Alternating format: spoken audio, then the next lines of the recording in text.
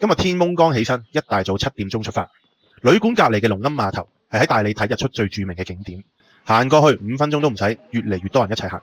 行到嚟碼頭已經好多遊客喺度等候打卡。唔好睇而家個天好似光光地咁樣，但其實個太陽呢仲未升出嚟。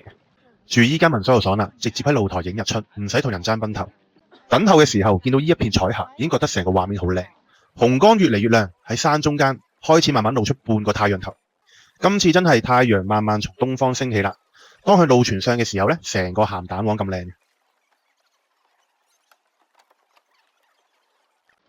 睇完日出，我哋準備離開大理，出發去麗江啦。提前拜託民宿老闆同我聯絡拼車司機，商務車點對點接送，可以坐8個人，全程2個半鐘，80蚊，仲坐得舒服過高鐵，抵俾啦！拜拜啦大理，我覺得我肯定會再返嚟，不過唔知係咪又要再等多10年呢？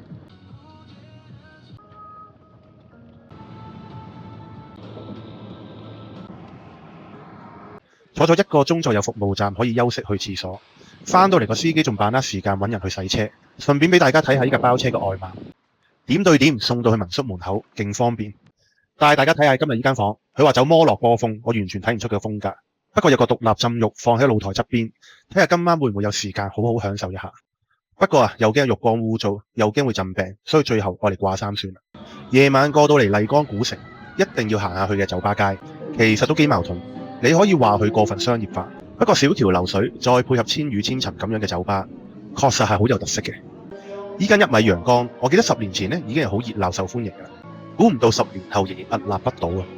如果你細心留意，麗江嘅駐唱歌手係有一個特色嘅，佢旁邊都會有個打手鼓嘅伴奏，望住啲鼓手喺旁邊打到生無可戀個樣，真係好好笑。